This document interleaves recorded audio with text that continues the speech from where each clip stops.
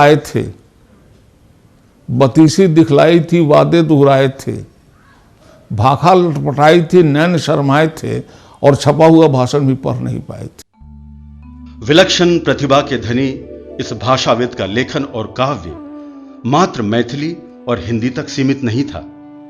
संस्कृत और बांग्ला भाषा को भी उन्होंने अपनी अभिव्यक्ति का माध्यम बनाया।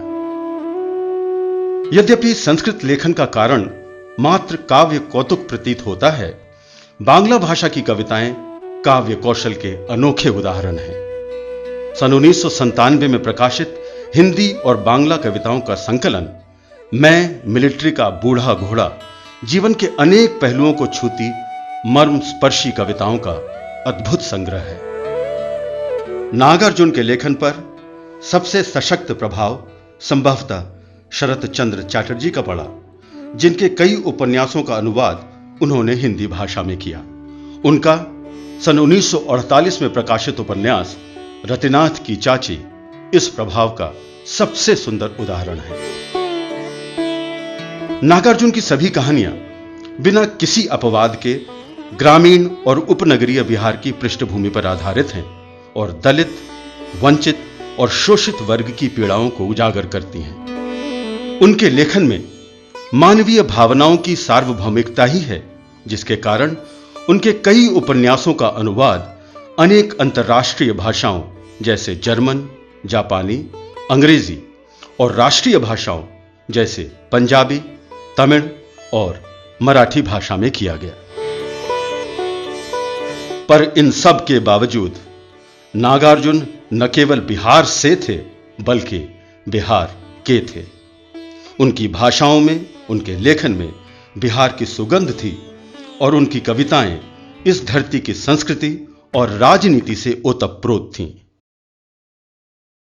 जहां तक उनके साहित्य में बिहार के झलकने का सवाल है, नागार्जुन बिहार के हैं, इसलिए सबसे पहले उन पर बिहार का अधिकार है।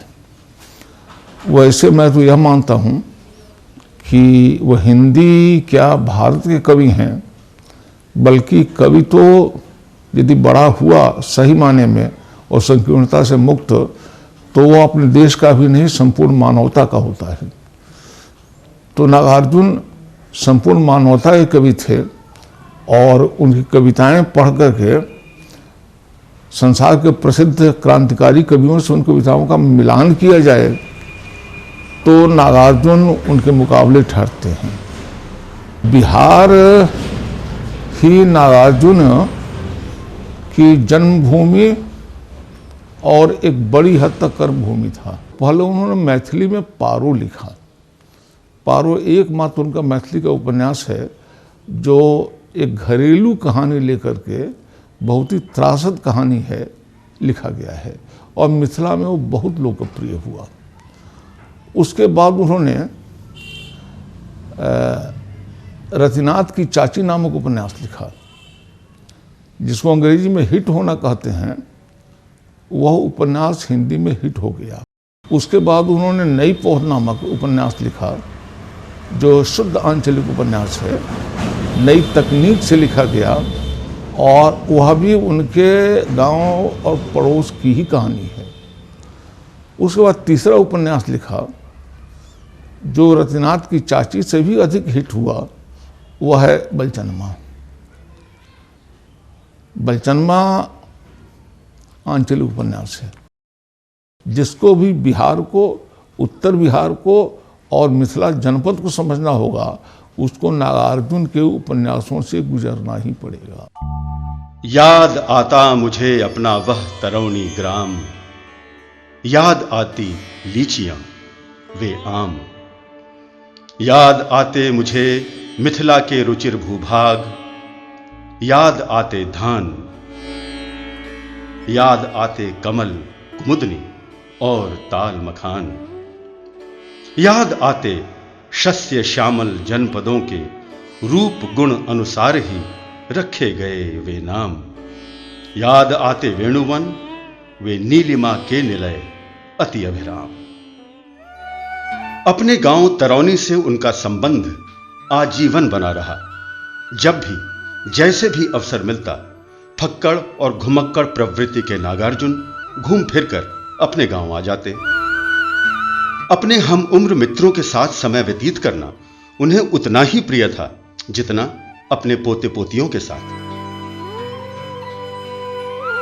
उनके साथ भोजन करना, जी खोलकर बातें करना और घूमते घूमते दूर तक निकल जाना गांव में उनकी दिनचर्या थी।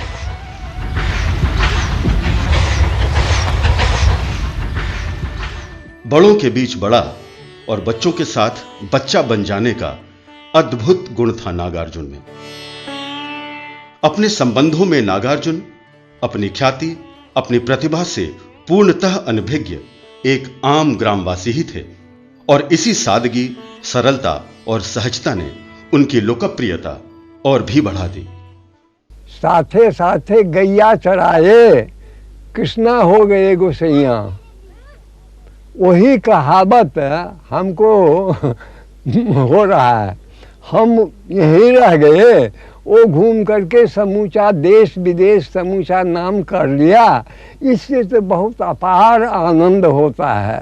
समालोचक एखन तक एहि निष्कर्ष पर नहीं पहुंच सकला अछि जे नागार्जुन जी कोन वादक कवि छथि, इनका कोन इज्म में कोन वाद में बानी कर राखल जाए। तरौनी के सभी ग्रामवासियों के मन में जहां एक तरफ नागार्जुन के लिए असीम सम्मान था, वहीं दूसरी तरफ अपने गांव का नाम ऊंचा करने, उसका प्रतिनिधित्व करने का अत्यंत गर्व और गौरव। समय समय पर गांव में उनका सम्मान करने के लिए जनसभाओं का आयोजन किया जाता, उनकी भूरी भूरी प्रशंसा की जाती और हृदय से धन्यवाद दिया जाता। नागार्जुन के पैर एक स्थान पर कभी नहीं टिकते।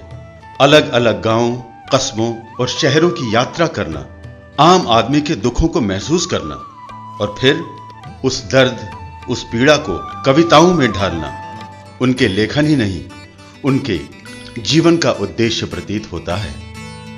पर यायावर नागार्जुन ने अपने जीवन के अंतिम वर्ष दिल्ली के सादतपुर के इसी घर में गुजारे जहां आज उनके तृतीय पुत्र श्रीकांत अपने परिवार के साथ रहते हैं।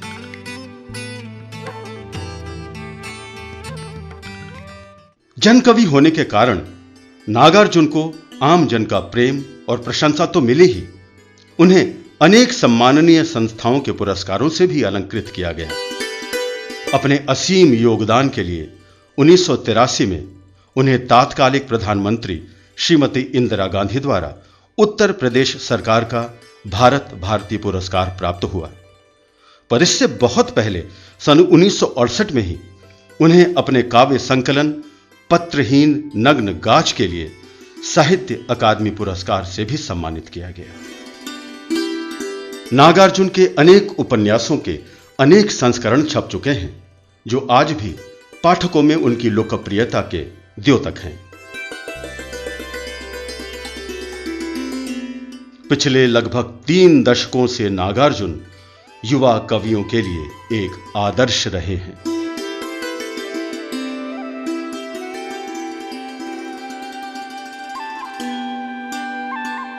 पर पूरे साहित्य जगत के लिए और विशेषकर बिहार के साहित्यिक और सांस्कृतिक इतिहास के लिए नागार्जुन को दशकों, शताब्दियों या सहस्त्राब्दियों में नहीं बांधा जा सकता। वो अजर हैं, अमर हैं, शाश्वत हैं। जो नहीं हो सके पूर्ण काम, मैं उनको करता हूं प्रणाम।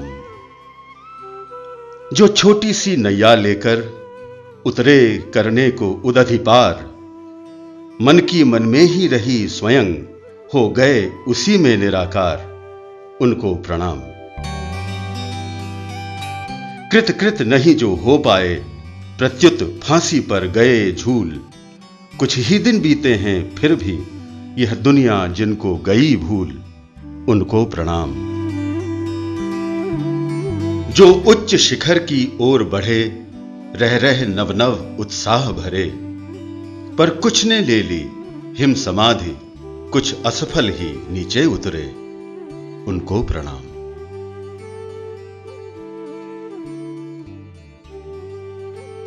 जिनकी सेवाएं अतुलनीय पर विज्ञापन से रहे दूर, प्रतिकूल परिस्थिति ने जिनके कर दिए मनोरथ चूर चूर, उनको प्रणाम।